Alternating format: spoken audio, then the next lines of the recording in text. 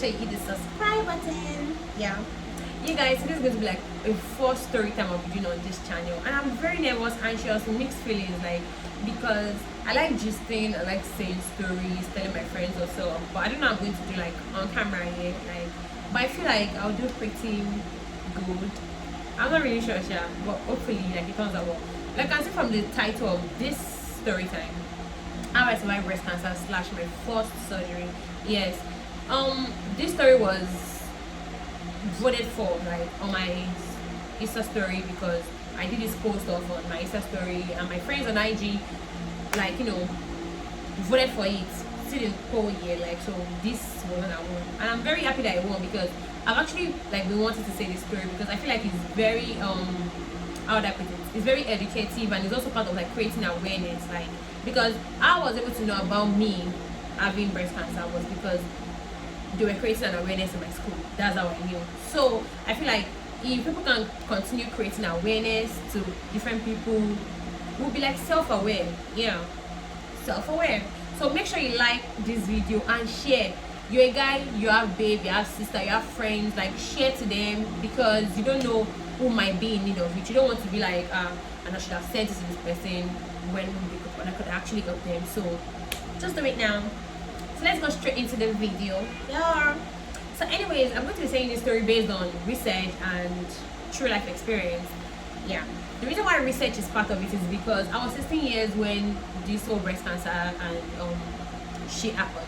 So obviously I didn't really know, not really obvious, because there's people with, you know, they're 16 years old people, like, they are very smart and they're well aware of all these stuff. But me, as at then, I wasn't aware, even up until when I did the surgery.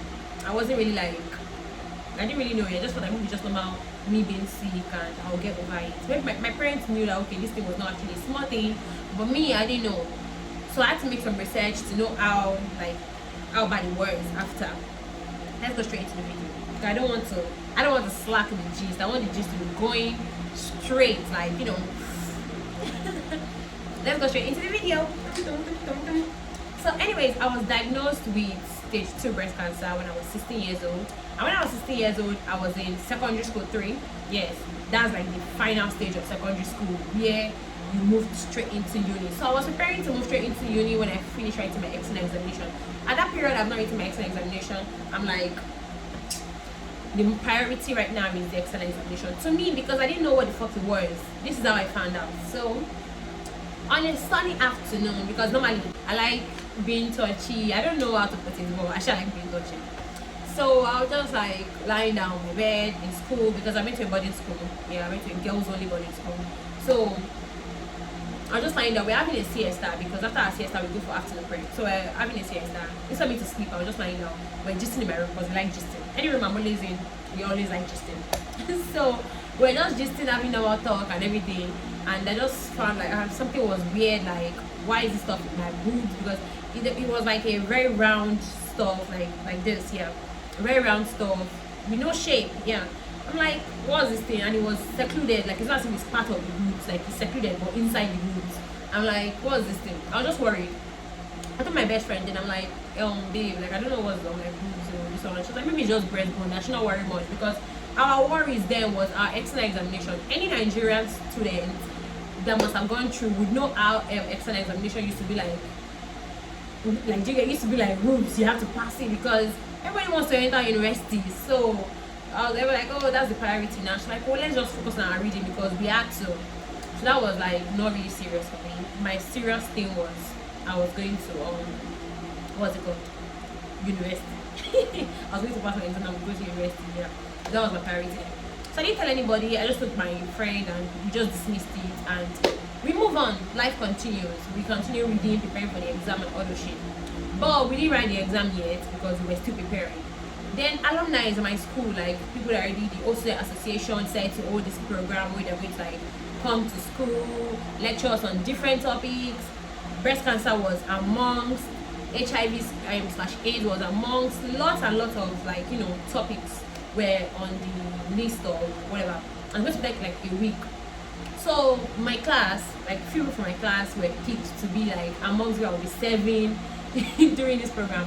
And if you ever went to a boarding school, you'll be able to relate so well, because when they put you in charge of something that has to do with snacks, food, chops, is over, because you start feel like a mini boss. Like, you understand, you have a lot of people to dish out, and these snacks comes once in a while, because we have a timetable routine, and how boarding school food used to be like, you can't really rate it. So when they come with the special samosa, spring roll, chicken, everybody's like all freaked out. So you see, everybody will come for the program, even if people that don't have interest, they will come for the program because of the menu. Yeah. So like some people in my class, they like were in charge of serving. I was amongst people like serving the chicken and chips and all those stuff. So we actually went to the back of the hall, and we did serving throughout the whole program. Day 1 went, day 2 went, day 3 went. And the funniest thing is that we were not even going inside the hall, because I was probably like dishing them into the like small foil. Some people were taking it in to distribute to the students inside the hall, but I wasn't part of those people. So whatever was happening inside the hall, to be honest, I didn't even know. I didn't care. I didn't know what was happening. All I cared about was the snacks that I was in charge of. Then the last day, which was the topic that was like breast cancer awareness. I don't know, like some things just be happening for some reasons, honestly, because I don't know why that day has to be like the day that they had to force us to go into the order. Okay, oh, you people go to the you have to listen to this program by force by fire. Do you get? So we just normal serving, normal gisting, and part of the committees of the order system just came and like, I was like, are you guys not done serving me? That you guys should come inside the all come and listen to this program. A celebrity actually came there. I don't know if you guys know, I've been back in Tola. If you watch this latest movie that Abraham did, I can't remember the name. I forgot it. Born Again stripper, yeah, I can remember now. She was there. I think she was like I don't know, she was shy in that movie. So she actually came as a special guest, but she also told us like a true life story about herself and her sibling, how they survived the breast cancer. She gave a true life story. And the committee was like, oh, you guys should better enter inside the hall and listen to the program. Just leave whatever you're serving right now. Don't worry. Like, she said first I was enter inside the hall.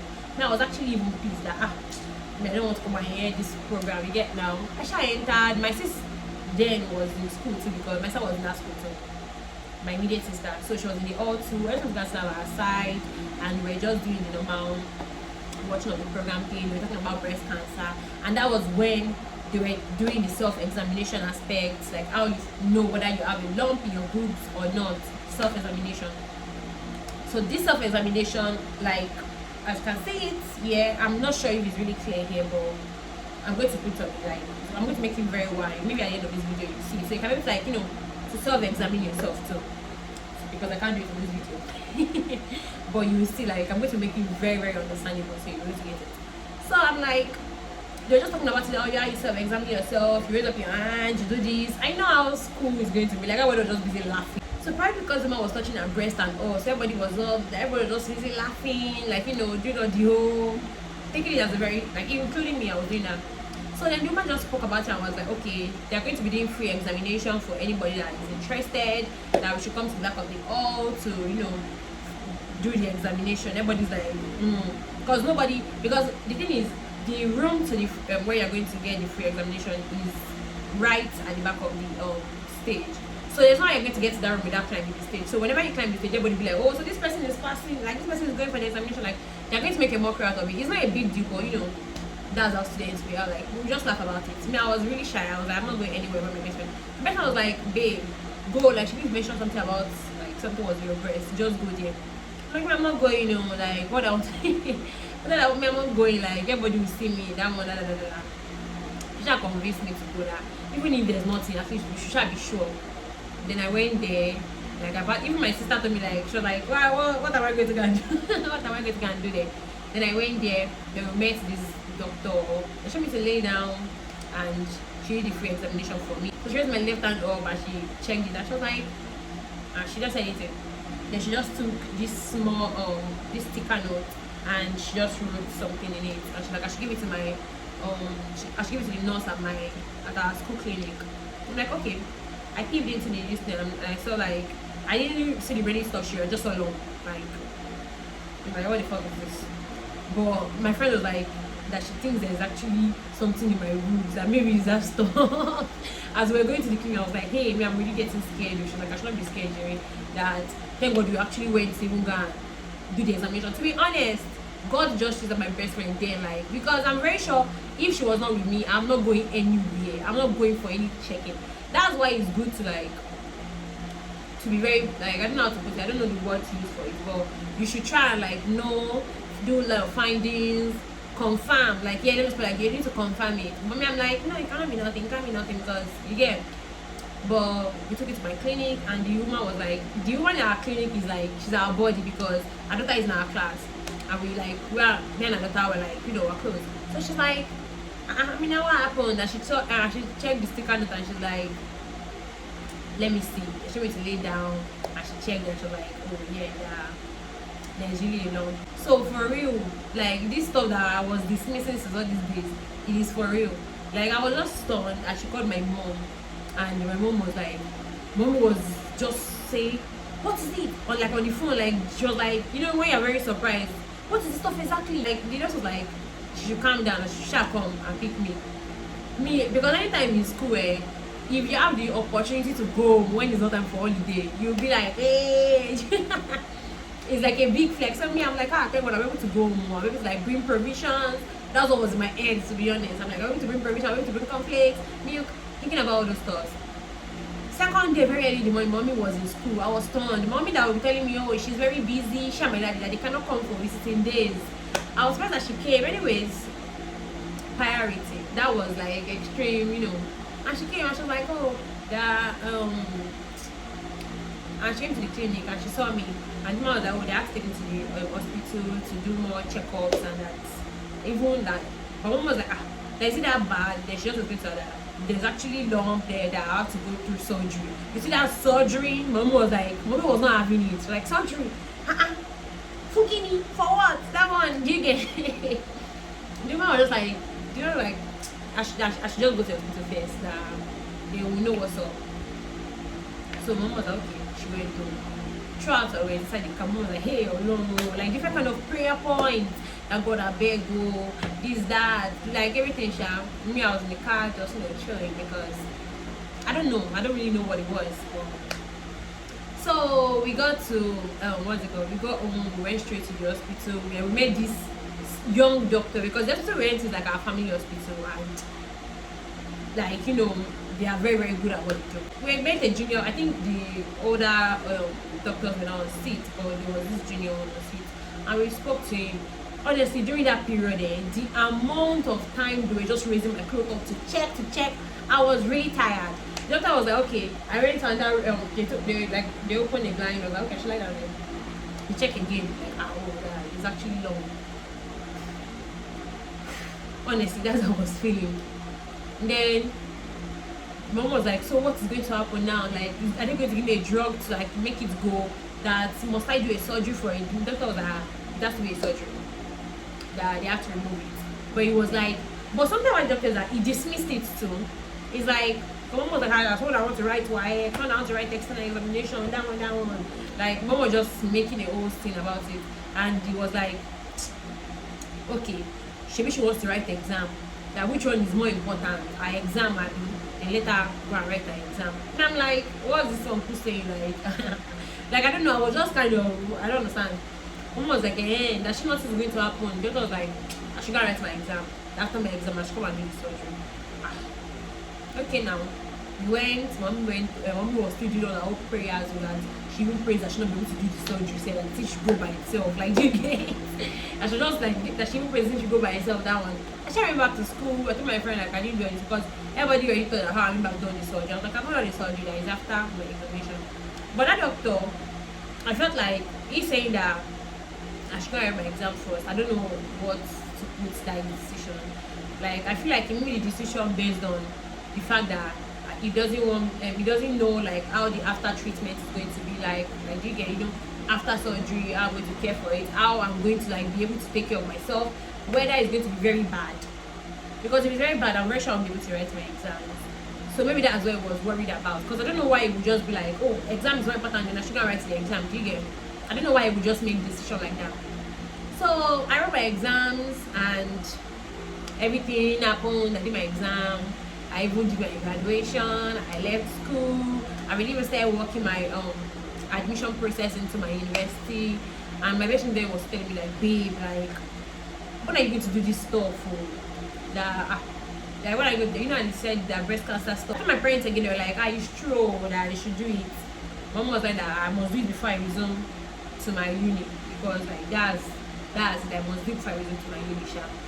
They went to the hospital, then we met more doctors this time around. Like it was not that young doctor. The young doctor was actually there this time too, but there were more adult doctors, like you get more mature doctors. And they were like, oh, how are you? They're talking to me really calmly, and they were like, okay, let them see. So they checked, and doctor was like, why am I just coming now? Hey, I was actually scared though, because I'm like, what was happening? Like the other doctor was like, why am I just coming now? Like that when they know this one was like, she knew this much. I mentioned it once. Like, then why did she do it? This is how we're looking at the young doctor. The young doctor was looking at us like, too, like, do you get? He knows that he's not told us that okay, we can. So they were looking. Everybody was not. Someone was like, but it feels like we should come back. That she wanted to write the exam. The doctor was like, okay. And they should prepare everything. That they should go do the payments. And she can like drop my blood, like a lot of things. So we're going from one test to the other, one test to the other, one test to the other. Then after that, then we have to go and get the kits, because you have to pay to like, after you pay the normal surgery money, you go and pay at the pharmacy in the hospital for the equipment that you'll be using. Then after you pay for that, they will help you to like put it personally, whatever. So the second day was now when I'm going to do the surgery. That night, prayers at home, like I was busy praying, God, no, this was like, this I was looking. And at the same time, she was like, don't be scared though, there's no good for somebody to be too scared too. That one, I was looking like that. But to be honest, I wasn't even that scared. I was just like curious, like, what's going to happen? How would the surgery be like? What would they do? That was just my worries, like, how would they remove it? All those things were what was in my own head. Not that, how would I die? Honestly, that was not in my mind. So the second day came and we had to go for the surgery. I was still not using the money in there. We just went there. But when I got to the hospital, I was now scared. I don't know why I was scared. I was scared because probably like I just saw plenty people with, you know, hospital garments, and I was just thinking about like, imagine this is my last day like on it. Like I just had all kind of pains in my head. So I wore the garments, my garment, and I went to the theater. But before we entered inside the theater, like we were outside, the doctors came and said, asking me questions, what do I want to study? I feel like they were doing that because they wanted me to feel like really relaxed. But as I did, I didn't know when they were saying it. I'm like, why are these people asking me so much questions? I was like, I want to study law. Like, oh, so you want to be a lawyer? Like, they were just making me like happy. So we're just really gisting with them. I was like, I want to be a lawyer. And they're like, oh, that's nice. We're just talking. There was time for me to enter straight into the theater. So I went to the theater. Like, they kept me on that bed, whatever. Then when I climbed on the bed, like there were a lot of doctors in the room. I'm like, on top. I'm like, on top. Well, why are there so many people here? I was like, anyway, I shall lie down. Then this doctor came and they brought drip. Like that's the first time we taking drip. So I'm like, whatever, this just smoked. Then another person came with the injection. Then that was what was like shock. And the person brought the injection straight away because my garment had this like opening here. So I think the opening is for the, I don't know, whatever it is. That's the opening here, sharp. And the doctor came with injection straight right on my boobs. Like it was coming. I didn't feel any pain. But I was thinking, like, you know, when the injection, like, I'm like, and I didn't feel anything. So I gave him because of the what's it called again? The drip or whatever.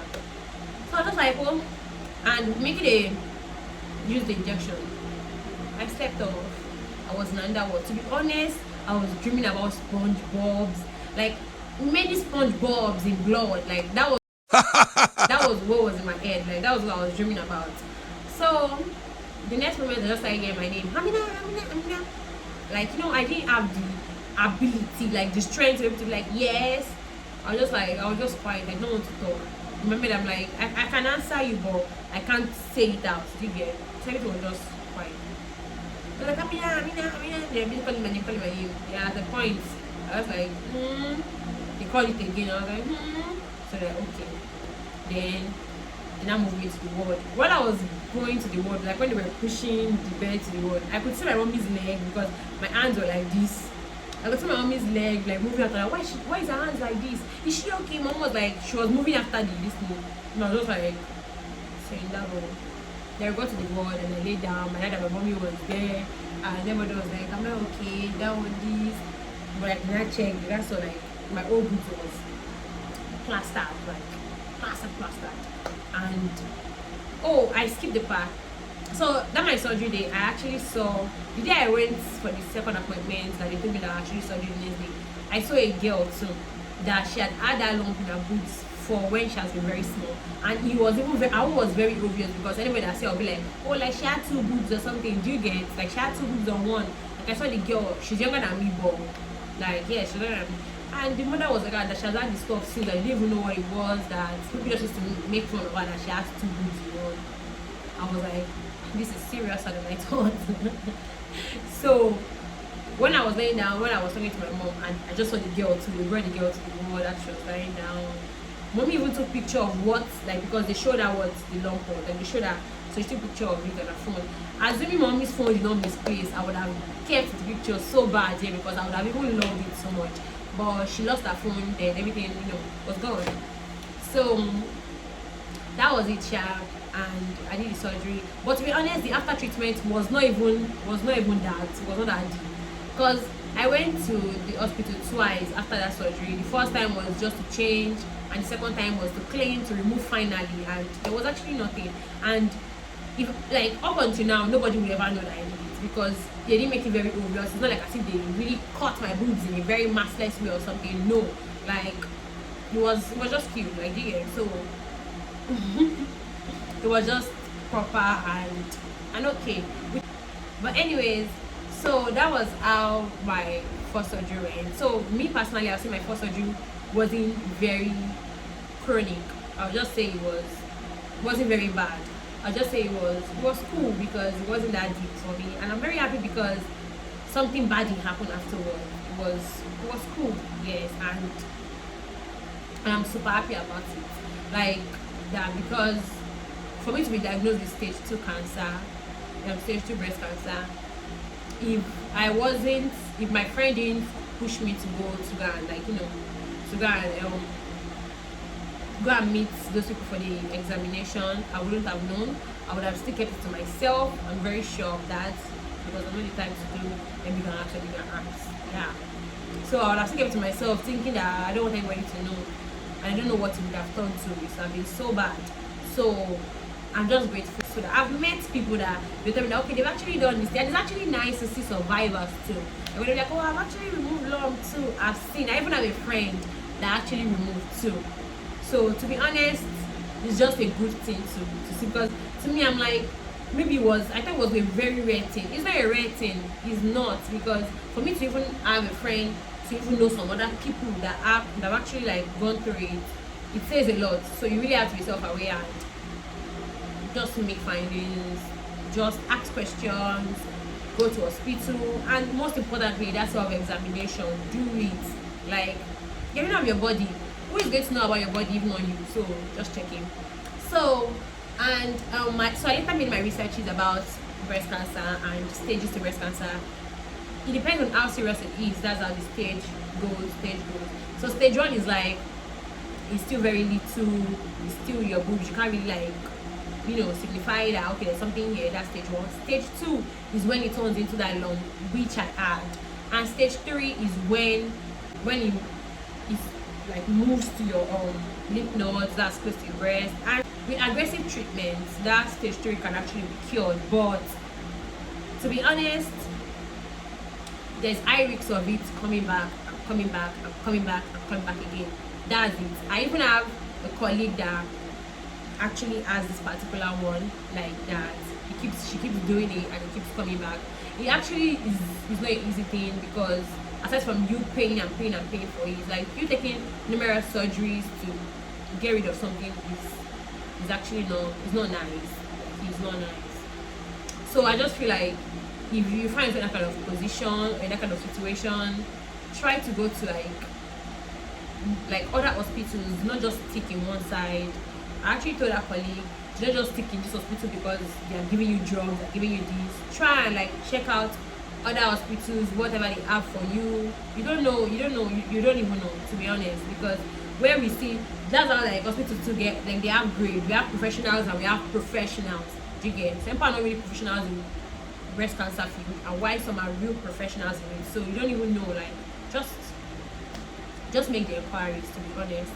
And stage 4 is when it already moved to other body parts like your liver, your lungs, your brain. And this stage the survival rate is very low. Yeah, very low. Stated by the American Cancer Society. There can be stage 5, but the stage 5 is obviously like, it's serious, like it's more worse. Like if it has gone to the brain, gone to the liver, gone to the lungs, like what other bad could it do? So I think that is what we call it, terminal cancer. Yeah, the ones that is just death. So try and create more awareness to people. Tell your friends, tell your siblings. Like me, probably because I've gone through it, I'd be so curious with my sisters. I'm like, even my friends have told the gist, like any small thing.